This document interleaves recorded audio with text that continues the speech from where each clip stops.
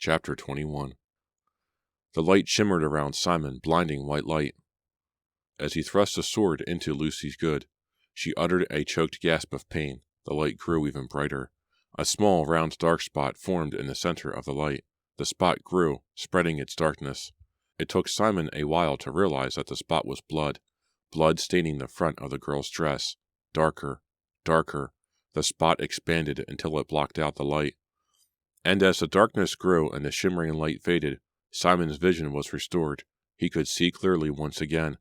Still holding the long ebony handle of the sword, staring at the blood as it stained the dress, Simon could see that he hadn't stabbed Lucy Good. He had thrust the sword deep into his own daughter's chest. "Simon! Simon!" Angelica's shrill cries repeated in his ears, shutting out all other sounds, shutting out his own horrified thoughts. "Simon! Simon! Simon!" Then Hannah fell forward and slumped into her father's arms, as his sword clanged heavily to the floor. Warm blood poured over Simon's evening shirt, Hannah's blood. She uttered a soft moan. Her lips continued to move after all sound had died. All sound except Angelica's shrill chant. "Simon! Simon! Simon!" Hannah died in Simon's arms, her head lying heavily against his shoulder, her soft blonde hair brushing his cheek, falling over his shoulder. Hannah dead. Julia dead. Angelica shrieked, her eyes shut tight, pulling frantically at her long black hair. Robert held his brothers, turning them away from the hideous scene before them. Mrs. Mackenzie sobbed against the wall, burying her face in her apron. I thought it was Lucy Good," Simon sputtered. "Lucy Good resigned this afternoon," Mrs. Mackenzie replied through her sobs. "She could not bear Miss Hannah's accusations. She packed her bag and departed." With a quiet shudder, Simon held his lifeless daughter. As he struggled to keep her on her feet, they appeared to be dancing, a strange, sad, awkward last dance. Hannah is gone, he realized. Julia is gone. The wonderful part of my life is over. "Simon, Simon, Simon," Angelica chanted. "I tried to hide from it, Angelica," Simon sobbed. "I tried to pretend it no longer existed, but the curse that follows the Fear family has found us all today."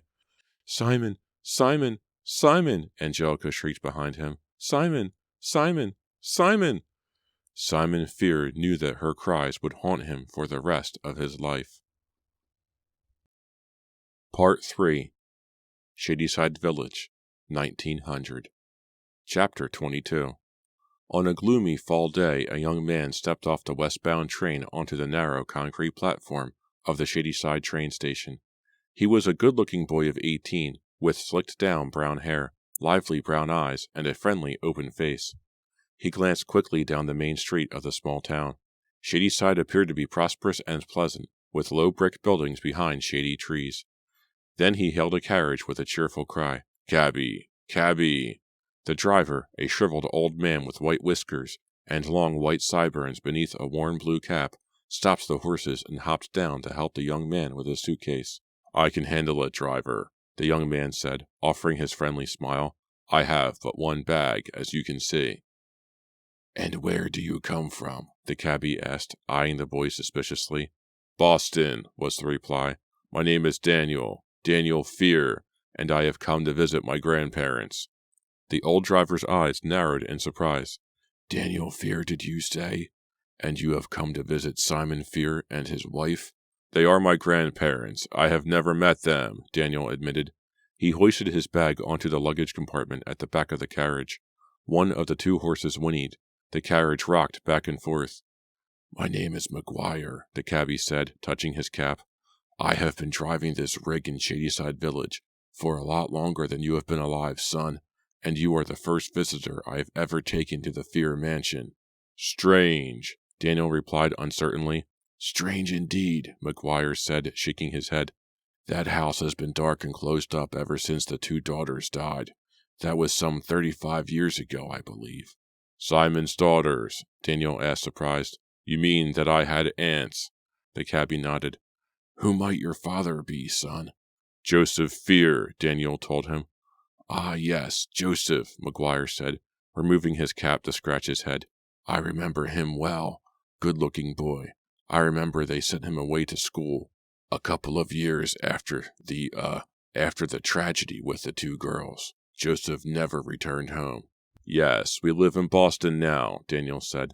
None of us has ever been back to Shadyside. My father is a very quiet man, a private man. He never told us much about our family. I did not even know I had grandparents here, until word came about my grandfather's 75th birthday. So Simon fears to be 75, McGuire muttered, rubbing his chin. Yes, Daniel replied. My grandfather wrote a letter and asked to see me, so here I am. The old cabbie muttered something that Daniel couldn't hear. Then he turned and, with a loud groan, hoisted himself up to the driver's seat. Daniel watched McGuire take the reins, then climbed inside the small carriage, pulling the door closed beside him. Staring out the dusty window, Daniel watched the small town roll by. The town center with its offices and shops gave way to rows of small cottages, then farm fields, then tangled woods. The overcast sky made everything appear dark and unwelcoming. Suddenly, Daniel heard McGuire shout for the horses to whoa, and the carriage bounced to an abrupt stop. Daniel peered out at a tall brass gate. The gate was tarnished. Here we are, son, McGuire called down. The Fear Mansion. Daniel opened the carriage door and leaned out. Can you not take me up the driveway? His question was greeted by a long silence. Finally, the old man called down gruffly, This is as far as I go. Few people would wish to come as near as this to Simon Fear's mansion. Daniel climbed down and removed his bag. He handed up 2 coins to the driver, who stared straight ahead, refusing to look at the mansion. Then with a curt, Good luck, son, McGuire whipped the horses and the carriage sped away. Daniel pushed open the heavy gate and stepped onto the long dirt driveway that led up to the house. Oh, the sight of the enormous mansion looming against the charcoal gray sky made Daniel stop and cry out. Tall weeds choked the lawn. Shrubs and hedges had grown wild. A fallen tree limb lay across a barren, neglected flower bed. The house, a ramshackle dark fortress, stretched behind a thick veil of bent trees. All of the windows were shuttered. No welcoming light greeted Daniel as he trudged up the driveway. No light escaped from the house at all. So this is where Father grew up, he thought in amazement. What a dreary, frightening old place. No wonder Father never talks about his childhood. Dead brown leaves rustled at Daniel's feet as he stepped up to the double front door and lifted the heavy brass knocker. He could hear the bang of the knocker echoing inside the house. He waited, listening. He knocked again. Finally, the heavy door creaked open. A stooped, white-haired old woman poked her head out and stared up at him suspiciously. She wore a stained white apron over a black dress. One of her eyes had glazed over. It was solid gray. The other eye squinted hard at him. Frowning, she muttered something that Daniel couldn't hear. I beg your pardon, he asked, leaning closer. Stay away, the old woman rasped. Stay away from here. Chapter 23. Startled, Daniel stared back at the old woman. I am Daniel Fear, he said finally. I believe my grandfather is expecting me. The old woman sighed but didn't reply. She squinted up at him for a long time with her one good eye. Then she beckoned him inside, gesturing with a bony, gnarled finger. I am Mrs. Mackenzie, the housekeeper, she told him, leaning on a white cane as she led him through a long, dark hallway.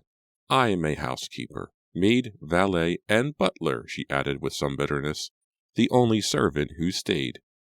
Daniel followed her in silence, carrying his bag. As they made their way through the narrow, dark hallways, he tried to peer into the rooms they passed. They all seemed to be dark and shuttered, the furniture covered with sheets. My father did not tell me the house was so large, Daniel said, his voice echoing in the empty hall. Your father got away, Mrs. Mackenzie answered mysteriously. They continued through the dark, gloomy house in silence. The only sounds Daniel heard were the scraping of his boots on the threadbare carpet and the tap, tap, tap of the old housekeeper's white cane as she walked.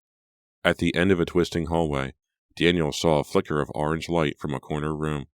Your grandparents are in there, Mrs. Mackenzie said softly, pointing. She turned, leaving him in the hall, and disappeared around a corner, her cane tapping his insistent rhythm. Is the old woman completely mad, Daniel wondered, or just unfriendly? He took a deep breath and reluctantly approached the doorway. He saw a lone fire cackling in a wide stone fireplace. Setting down his suitcase, Daniel stepped into the room. His grandmother caught his eye first. Angelica was stretched out on a purple velvet chaise lounge beside the fire. She wore an elegant black dress with a white lace collar. She smiled at Daniel as he approached, but made no attempt to stand up. As she smiled, Daniel saw that her skin was delicate and translucent and tight against the bone, making her face resemble that of a grinning skull. Her hair fell loosely down her back. It was as white as snow.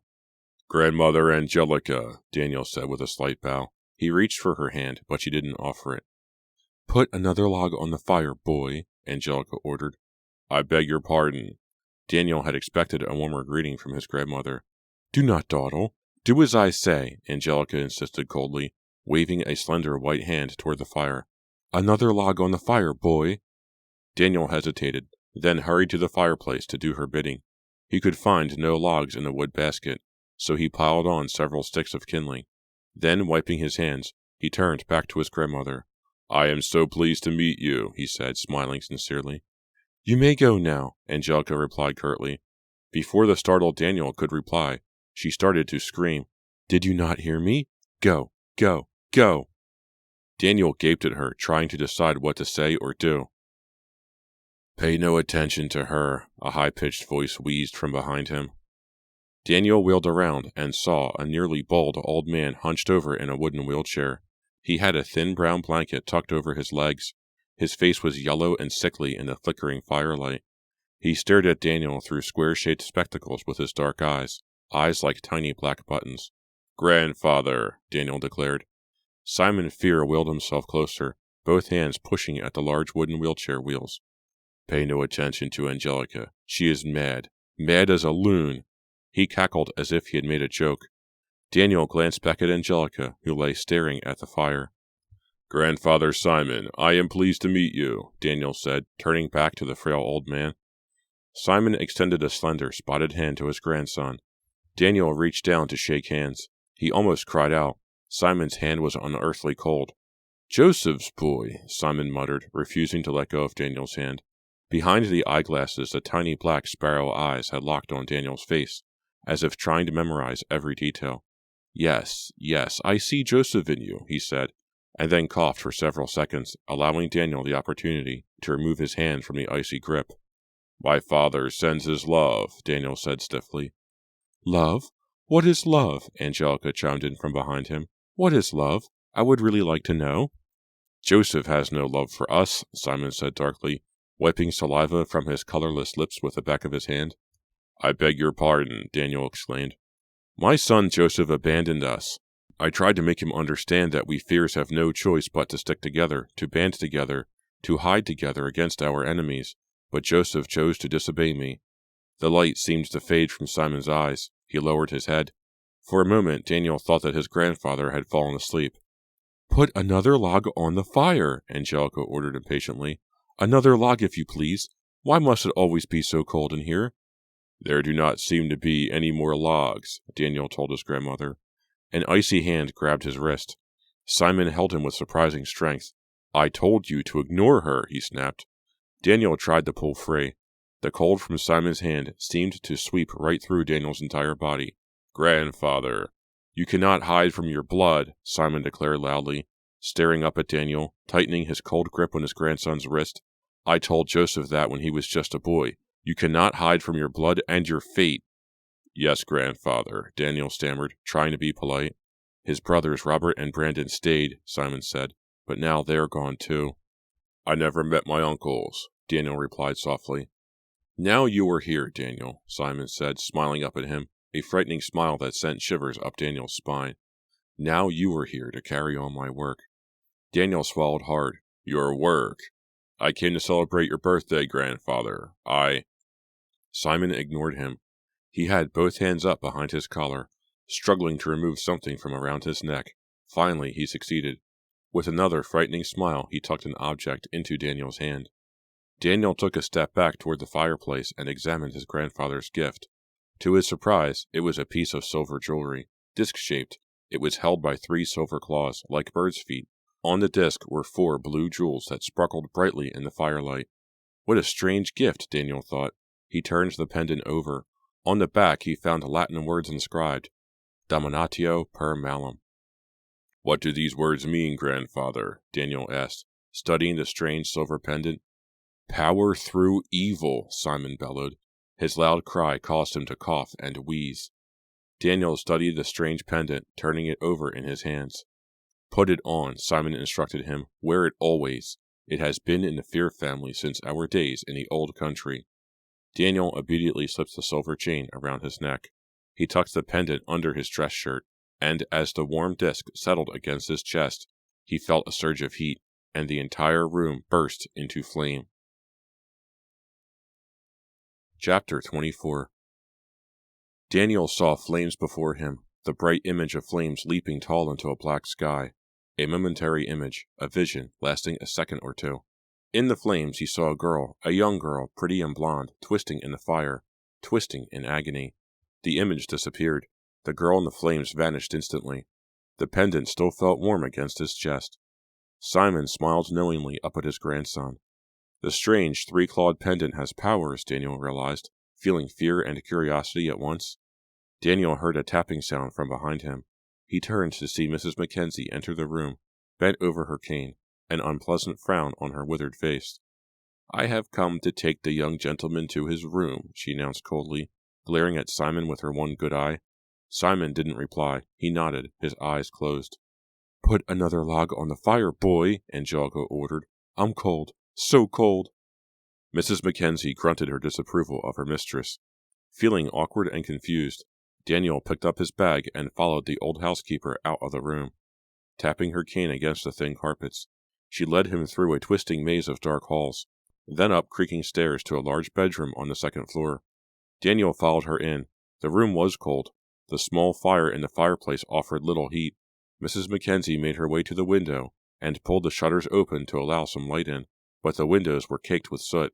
She offered Daniel a helpless shrug, then hurried from the room, her cane tapping in front of her. Daniel slumped onto the bed, shivering. Why have I come here? He asked himself out loud. Shaking his head unhappily, he removed his pocket watch and studied it. Hours to go before dinner, and Simon's birthday party is several weeks away. What will I do here? How will I spend the time? Staring into the small, useless fire, Daniel wished he had never come. Dinner was solitary and silent. Simon and Angelica were nowhere to be seen. Mrs. Mackenzie served Daniel his dinner at one end of the long dining-room table. He had little appetite, but forced himself to eat. The next day he made his way into town and strolled around Shadyside Village, delighted to be out of the stale air and glooming surroundings of the Fear Mansion.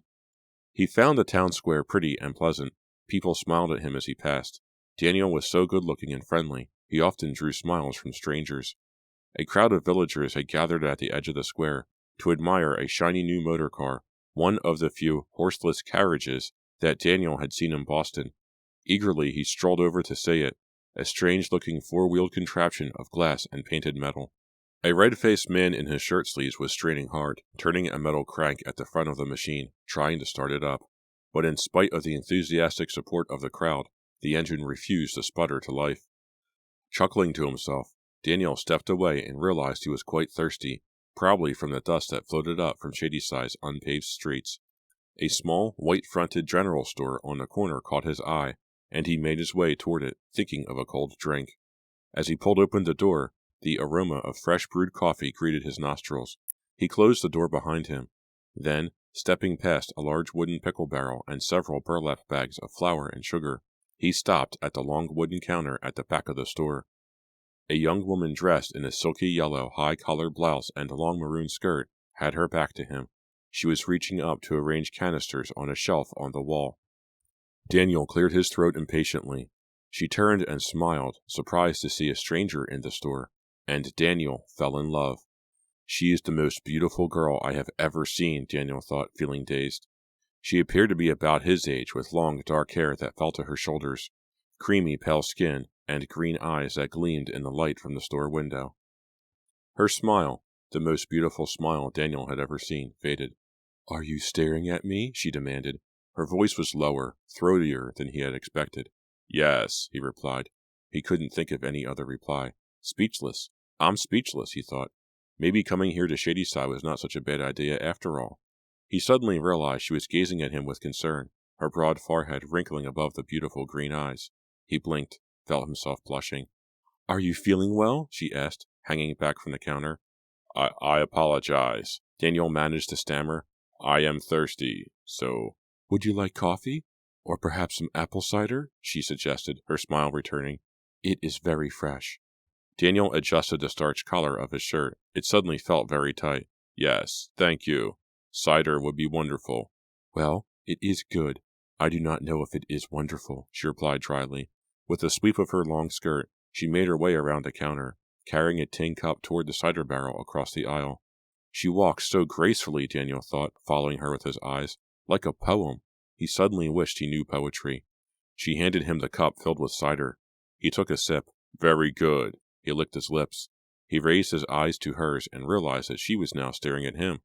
She glanced away shyly. Are you new in town? Daniel told her he was. Can you tell me of some interesting places I should see? She laughed. Interesting? In Shadyside? He laughed with her. He liked her sense of humor, and he liked the way her chin trembled when she laughed, and he liked her low, velvety voice. Surely, there must be something worth seeing, he protested. She narrowed her green eyes as she thought. I am sorry. There really is not much of interest here, except perhaps the Fear Mansion. Her reply startled Daniel. He decided to play innocent. The Fear Mansion. What is so interesting about that? Her expression turned serious. She lowered her voice to a whisper. It is a very frightening place. Horrible stories are told about it. I really do not know if they are true or not. It is said that the Fears live under a terrible curse, that the mansion is cursed too. It is said that everyone who enters... Every town has a house like that, Daniel scoffed, shaking his head.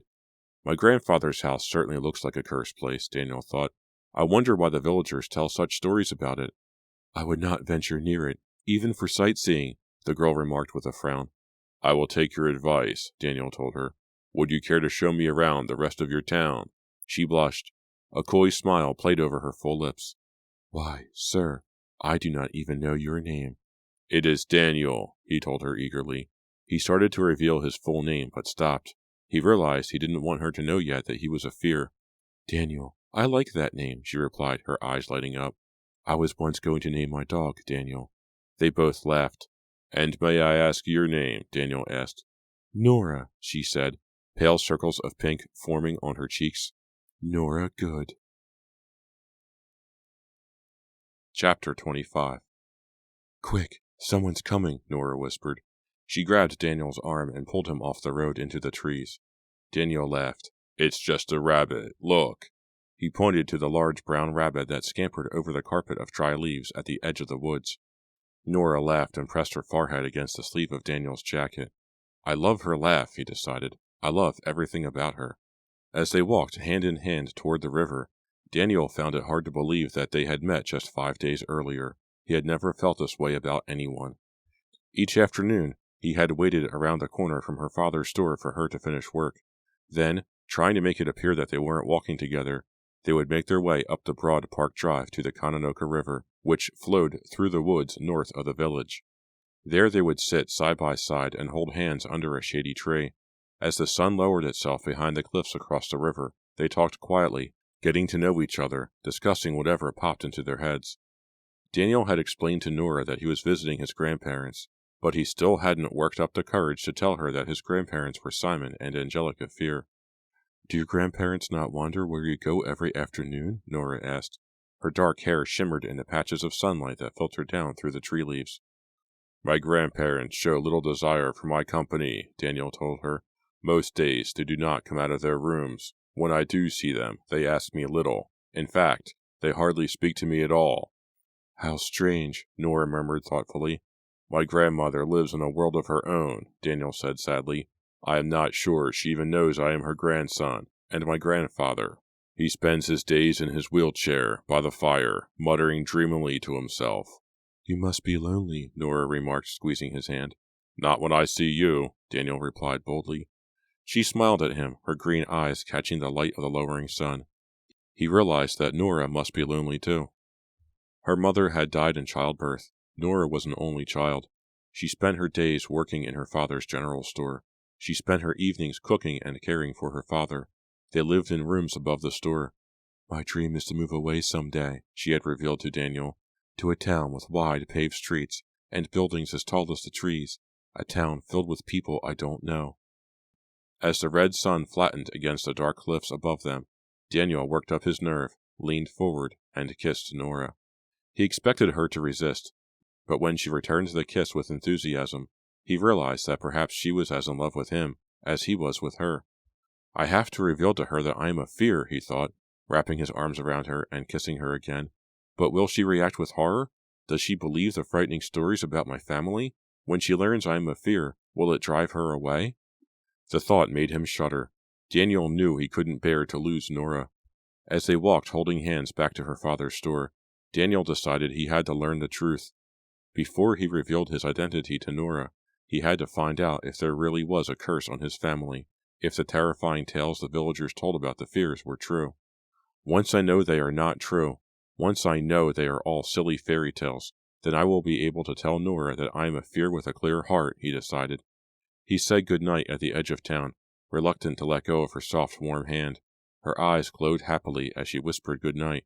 Then she turned and ran to the store, her silky dark hair trailing gently behind her. Her heart fluttering, the taste of Daniel's lips still in hers. Nora brushed through the dark store, humming to herself.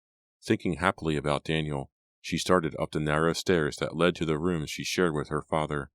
Nora gasped, startled to find her father waiting for her at the top of the stairs, an angry expression on his face. James Good, Nora's father, was a short, wiry man with shiny, slicked-down black hair and a black pencil mustache beneath his long, pointed nose. He was normally quiet and good-tempered, but when his anger got the better of him, he would explode with rage and lose control, so that he frightened Nora. Now she hesitated halfway up the stairs, staring up at his angry frown, his blazing eyes. "Where have you been?" he demanded, struggling to keep his voice low and steady. "Just out for a walk," Nora told him blankly. He glared at her, his face set in an angry scowl. He motioned for her to come the rest of the way up the stairs. Then he followed her into the small sitting room. "Just out for a walk with whom?" he demanded, crossing his thin arms over the chest of his undershirt. "With a friend," Nora replied uncomfortably. "He is no friend," James Good said through clenched teeth. "The boy you have been sneaking out with is no friend at all. He is a fear." Nora gasped. She dropped down onto the straight-backed wooden chair by the fireplace. "He never told me, Father."